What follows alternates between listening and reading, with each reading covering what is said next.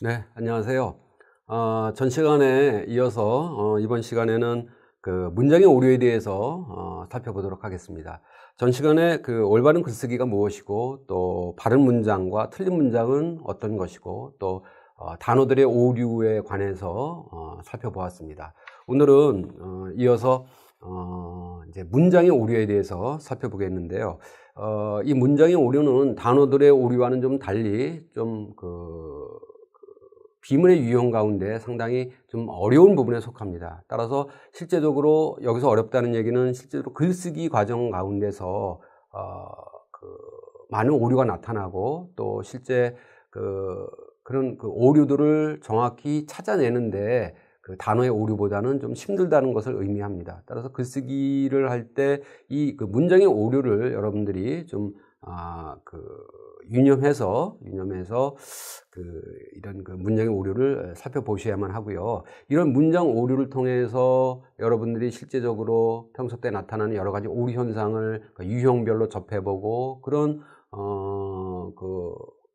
유형을 점검해 봄으로 해서 여러분들이 글을 쓸 때 실제적으로 그런 오류의 유형을 어떤 오류들을 피해갈 수 있는 겁니다. 따라서 이러한 문장의 오류를 공부하는 방식은 어떤 바른 글쓰기, 그러니까 올바른 문법적인 글쓰기를 쓰기 위한 어떤 예방적 교육 방식의 하나라고 말씀드릴 수가 있겠습니다.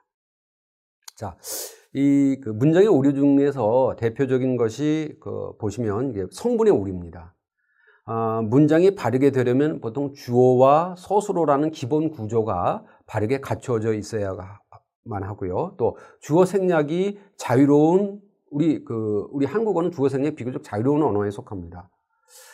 그렇지만 그런 이제 구어의 경우에 한정이 됩니다. 실제로 문어에 있어서는 주어를 제대로 써주는 것이 필요하고요. 주어 생략도 문맥에 맞춰서 또 자연스러워야 하는 겁니다. 또한 주어와 목적어, 또 서술어의 호응 관계라든지 어떤 부서와 서술어의 호응 관계 등등 이런 것들이 이제 바르게 구성이 돼야 되고, 또 수식어는 피수식어 앞에 와야 하는 등등의 그런 원칙들이 있습니다. 이런 원칙들을 잘 지켜서 쓰는 것이 필요합니다. 다음 페이지 보실까요? 그래서 성분의 오류를 한번 개괄적으로 살펴보면 다음과 같습니다. 기역부터 이제 시옷까지 예를 제시를 해놨는데요. 한번 쭉 보시죠. 기역. 문학은 다양한 삶의 체험을 보여주는 예술의 장르로서 문학을 즐길 예술적 본능을 지닌다. 보십시오. 자세히 보면 이 문장은 어딘가 조금 좀 불완전함을 여러분들이 느끼실 수가 있을 겁니다. 문학은 예술의 장르로서라는 어떤 종속절과 또 그 뒷부분의 어떤 주절로 구성이 되는데요. 여기서의 진이다의 주체가 무엇인지 주절의 주어가 실종이 되어 있습니다. 생략이 되어 있어요. 그래서 파악하기 굉장히 어려운 문장이 되어버리고 말았습니다. 니은을 한번 보시죠. 학문은 따지고 의심스럽게 보고 다시 검토하는 데서 출발해야 한다 라는 문장이 있습니다. 무엇을 따지고 의심스럽게 보고 검토해야 하는 것인지, 여기서는 뭐가 빠져 있나요? 그렇죠? 목적어가 빠져 있습니다. 무엇을 의심스럽게 보고 무엇을 따지는 것인지, 그 부분이 빠져 있다는 얘기입니다. 디귿을 보시겠습니다. 디귿은 맛도 영양도 훨씬 많다라는 문장이죠. 맛도 영양도라고 이렇게 주어를 병렬했는데요. 서술어 많다와의 호응 관계가 굉장히 어색합니다. 즉 영양도 많다는 주술 관계가 어울리지만 맛도 많다는 어울리지가 않죠. 또 전체 문장이 의미론적으로 어색한 문장이 돼버리고 말았습니다. 따라서 맛도 좋고 영양도 많다. 요 정도 해야 바른 문장이 되는 겁니다. 리을 보실까요? 길을 다니거나 놀 때 사고 위험이 많다. 여기서 길을 다음에 서술어가 병렬이 되어서 나타났습니다. 다니고와는 호응이 되지만 놀 때의 놀다와는 호응 관계가 굉장히 어색하지요. 이는 길에서 놀다라고 해야 하기 때문입니다. 따라서 길을 다니거나 길에서 놀 때 사고 위험이 많다 정도로 고쳐주어야만 뭐 통사론적으로나 또는 의미론적으로 완전한 문장이 되는 것입니다. 미음은 철수는 영수가 은희가 떠나는 것을 보았다고 말했다 라는 문장입니다.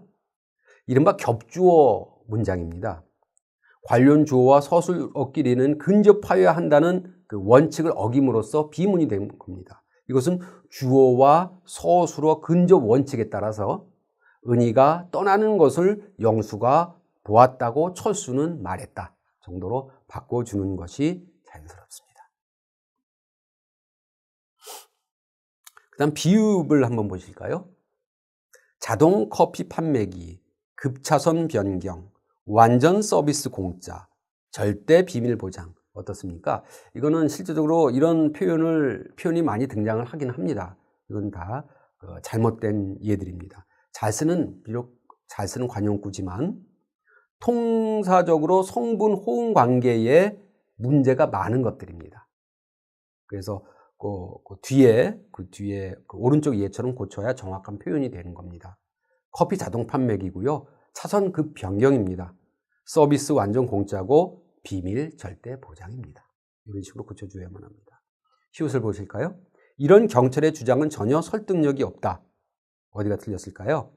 이런 경찰의 주장과 경찰의 이런 주장은 뜻이 다른데도 그러니까 후자를 전자처럼 쓰는 경우가 많은 것을 지적을 한 겁니다. 그래서 경찰의 이런 주장은 해야 맞습니다. 여기서 이제 기역과 리을은 보시면 알다시피 성분 실족 현상을 얘기를 합니다. 그러니까 국어가 성분 생략이 비교적 다른 언어보다는 자연스럽습니다. 그래서 흔히 나타나는 그런 현상의 하나라고 말씀드릴 수가 있는데요. 즉 국어는 앞뒤 문맥을 통해서 성분의 그 호응에 어려움을 주지 않는 한 어떤 성분 생략이 비교적 좀 자유로운 언어에 속합니다. 문제는 이러한 성분 생략이 어떤 문맥 호응상에 아무 문제가 없이 이루어지면 다행인데 그렇지 않은 경우가 이제 문제가 되는 겁니다. 그래서 이따금 성분 생략이 아닌 성분 실종으로 변질이 된다. 이렇게 되면은 비문이 되는 겁니다. 자, 그 다음 접속 구성의 오류에 대해서 살펴보도록 할까요? 이 접속 구성의 오류는 문장에서 어떤 연결어미, 그러니까 뭐 보통 접속 어미를 얘기를 합니다. 이 접속 어미가 잘못되면은 문장의 접속 구성이 어색해져서 글을 그르치게 되는 경우를 얘기를 합니다. 자, 예를 보시죠. 검찰이 성역 없는 수사를 한다고 해서 수사 결과를 두고 볼 일이다. 어때요? 좀 어색하죠? 수사를 한다고 해서 어미가 잘못됐습니다. 한다고 함으로 또는 수사를 한다고 하니 수사 결과를 두고 볼 일이다. 이 정도로 고쳐주는 게 맞습니다. 니은은 어떻습니까? 그가 오거든 일이 잘 될 것이다. 맞습니까? 그가 오면이겠죠. 디귿은요? 그가 옴으로써 문제는 쉽게 해결되었다. 아닙니다. 미음으로써 형태가 맞습니다. 그래서 그가 옴으로써가 맞고요. 리을은 어떻습니까? 그것이 합리적이다 라는 생각이 들더군요. 이 리을은 간접 인용에 붙는 어떤 그 라고를 그러니까 직접 인용에 붙는 라고를 간접 인용에 써서 문제가 되는 경우입니다. 특히 요즘 그 구어체에서 많이 그 등장을 하는 경우가 많습니다. 이러한 잘못된 표현들이요. 이런 경우는 어떻게 해요? 그것이 합리적이라는 생각이 들더군요. 라는 형태로 고쳐주어야만 합니다. 그러니까 인용에 관련된 문제니까 직접 인용이냐 간접 인용이냐 이걸 잘 구분해서 쓰는 것이 필요하고요. 미음은 어떻습니까? 보시죠. 한국 축구팀은 불확실한 패스워크와 수비가 불안하여 네덜란드 팀에 패배하였다. 대략 뜻은 어느 정도 전달이 되죠. 그렇지만 문장 구조에서 패배의 원인으로 연결된 어떤 두 가지가 불확실한 패스워크는 구구조이고 수비가 불완전하여는 절구조입니다. 그러니까 구와 절이 만난 겁니다. 불규정하죠. 따라서 구구조로 통일한 그 불확실한 패스워크와 불안한 수비로 정도로 고치거나 또 절구조로 고쳐주어서 패스워크가 불확실하고 수비가 불안하여 라고 고쳐야 문장 구조가 두 가지가 균형을 맞게 되는 겁니다. 자, 이게 바로 이제 접속 구성의 그 오류가 되겠고요. 그 다음을 보실까요? 그 다음은 흔히 많이 등장하는 이제 조사의 오류가 여기에 조사의 오류입니다. 조사의 오류로는 다음처럼 어떤 부정확한 어떤 그 조사의 사용을 들 수가 있습니다. 한번 예를 보시죠.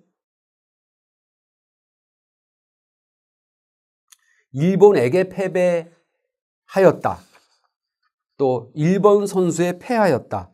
라는 표현이 있습니다. 어떻게 고쳐야만 할까요? 이거는 어떤 유정체언이냐 또는 유정체언의 역격에서는 보통 에게라는 형태를 쓰고요. 무정체언의 역격에서는 에라는 형태를 쓴다는 사실을 어기는 겁니다. 그러니까 사람인 경우에는 에게를 쓰고 또 무정체언인 사람이 아닌 경우에는 에를 쓴다는 사실이죠. 그러니까 일본에게 패한 게 아니라 일본에 패한 거고요. 일본 선수에 패한 게 아니라 일본 선수에게 패한 겁니다. 니은을 보실까요? 청년으로부터 폭행을 당했다. 청년으로부터 이러한 표현을 참 많이 쓰는데 이러한 그 으로부터는 from의 번역투입니다. 외려 번역투라고 말씀드릴 수가 있겠죠. 이때는 으로부터라는 표현은 적절치 않습니다. 그래서 이때는 청년에게 폭행을 당한 겁니다. 디귿을 보실까요? 원서 접수는 5일까지 마감한다. 어떻습니까? 원서 접수는 5일까지 마감한다. 디귿의 까지는 잘못된 거죠. 그래서 원서 접수는 5일에 마감한다. 또는 원서 접수는 5일까지다. 까지이다. 이 정도로 고쳐주는 것이 올바른 표현이라고 말씀드릴 수가 있겠습니다. 리을을 보시겠습니다. 내 아이만큼은 잘 키울 것이니 교육만큼은 제게 맡기세요. 이것도 조사가 잘못됐죠. 내 아이만은 잘 키울 것이니 교육만은 제게 맡기세요. 라는 라는 표현이 맞는 표현입니다. 그 다음 미음은 어떻습니까? 남은 책이 한 권뿐이 없다. 남은 책이 한 권뿐이 없다. 뭐가 잘못됐을까요? 뿐이 오용된 거죠. 남은 책이 한 권밖에 없다라고 하는 형태가 맞습니다. 비읍을 한번 보시죠. 비읍은 이제 의의 과도한 사용을 보통 얘기를 합니다. 일본어에서도 조사 노를 많이 쓰는데요. 우리 국어도 요즘 들어와서 의를 많이 쓰는 경우가 굉장히 많습니다. 그래서 의는 쓰되 적절히 써야 되는데 한번 보시죠. 한국의 경제 위기의 실상의 정확한 분석. 굉장히 어색하지요. 의의 과도한 사용입니다. 조사 의를 반복해서 사용했기 때문에 나타나는 현상입니다. 어떻게 고쳐야만 되겠습니까? 그렇죠. 한국 경제 위기 실상의 정확한 분석 또는 한국의 경제 위기에 대한 정확한 실상 분석 정도로 의를 줄여주는 것이 좋을 겁니다. 자, 여기까지가 이제 조사의 오류고요. 그 다음을 보시겠습니다. 그 다음으로는 관형화 또는 명사화 구성의 오류입니다. 다음 밑에 한번 예를 보시면요. 다음 예처럼 관형형 어미가 2중 또는 3중으로 반복된 관형화 구성도 흔히 나타나는 현상입니다. 수식 관계의 혼란을 초래하기가 쉬워서 조심해야만 합니다. 한번 예를 보시죠. 살랑거리는 파릇파릇한 나뭇잎은 실록의 몸짓을 보여준다. 이건 어떻습니까? 살랑거리는 파릇파릇한 나뭇잎처럼 쉼표, 그러니까 살랑거리는 뒤에 쉼표를 넣어주는 것이 좋겠죠. 그렇죠? 살랑거리는 파릇파릇한 나뭇잎. 그러니까 살랑거리는 하고 파릇파릇하는 관형형 어미가 이중으로 뒤에 나타나는 나뭇잎을 수식해 주는데요. 좀 어색합니다. 그래서 이 경우에는 살랑거리는 뒤에 쉼표를 붙여주는 것이 자연스럽습니다. 니은을 보시겠습니다. 이 수술은 후유증이 없는 안전한 고도의 정밀한 수술로 비용도 저렴한 파격적인 저비용이다. 이 니은은 어디가 잘못됐을까요?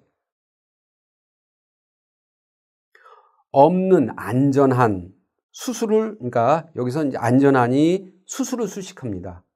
근데 고도를 여기서 고도로 수식하는 것처럼 오해가 될 여지가 있습니다. 그러니까 고도의 정밀한의 이중 관용 구조도 여기서는 또 문제가 되고요. 또 저렴한 저비용 등의 중복 현상도 문제가 됩니다. 따라서 어떻게 고치면 될까요? 그렇죠? 후유증이 없고 안전하며 고도로 정밀한 수술로 비용도 저렴하고 파격적이다 정도로 고칠 수가 있습니다. 자, 다음 그 용례를 한번 보시죠. 이거는 그 명사화 구성을 남발하는 경우입니다. 그래서 이렇게 그 명사화 구성을 남발하는 예도 우리가 글 쓸 때 자주 나타나는 현상들입니다. 그래서 이것도 이제 고쳐야 할 그 우리가 잘못 쓰기 쉬운 어떤 그 오류 가운데 하나입니다. 한번 예를 보시죠. 입감한 지 나흘째 되는 날 다른 병감으로 보냄이 되었다. 뭐 이광수의 무정에 이광수의 글에서 나타나는 그 문장인데요. 어떻습니까? 이 경우는 여기서 보내졌다 라고 하면 자연스럽습니다. 근데 보냄이 되었다 라는 명사와 표현을 해서 굉장히 어색한 문장이 돼버리고 마는 겁니다. 이제 개화기 이래 근대 그 신문장가들이 등장을 합니다. 대개 일본 유학자들이 많습니다. 그래서 일문체 또는 그 영문체 등의 영향을 많이 받았습니다. 그러니까 이러한 외래 문체가 그 해방 후에 교과서, 신문, 뭐 방송의 어법에 걸러지지 않고 퍼지게 된 겁니다. 그래서 오늘날까지 우리 글은 이렇게 심한 어떤 중병을 앓고 있는 거다라고 말할 수가 있을 겁니다. 자, 리를 한번 보실까요? 그대 있음에 나는 행복하다 라는 문장이 있습니다. 그대 있음에 나는 행복하다. 이런 표현도 좀 많이 쓰지요. 그죠? 이것도 역시 명사 표현이 남용된 경우입니다. 그대가 있음에 또는 그대가 있음으로 정도로 고쳐주는 것이 좋겠고요. 비읍을 한번 보시죠. 불법 건물임이 판명되었다. 되게 이렇게 쓸 필요가 없습니다. 불법 건물로 판명되었다. 이렇게 쓰는 것이 더 국어답습니다. 또 가격이 오름에도 불구하고 라는 표현을 많이 쓰는데요. 가격이 올라도 가격이 오르는데도 라는 표현이 더 자연스럽습니다. 또 불법 시비가 잇따랐으면 물론이다. 뭐 이런 식의 표현도 굉장히 많이 씁니다. 그러니까 그 어떤 이런 음의 명사와 음이라는 것 명사와 표현은 국어 표현의 어떤 다양함을 생각하면 뭐 허용 가능한 측면도 없지 않아 있기는 합니다. 그렇지만 상투적인 명사와 표현이 어떤 법조문과 같은 딱딱함을 주기가 쉬워서 어떤 문장에 어떤 수려함을 주기 위해서는 또 자연스러움을 주기 위해서는 어느 정도 다듬어 주는 것이 바람직하다고 생각을 합니다. 그래서 불법 시비가 잇따랐으면 물론이다 라는 형태는 물론 불법 시비가 잇따랐다 라고 고쳐주는 것이 더 자연스럽습니다. 자, 계속해서 그 지읒을 한번 볼까요? 한식은 영양가가 풍부하다는 것과 약간 맵다는 것이 특징이다 라고 되어 있습니다. 이것도 마찬가지입니다. 이것도 역시 그 명사화를 남발함으로 해서 나타나는 현상인데요. 이런 것들은 풍부하고 약간 매운 것이 특징이다.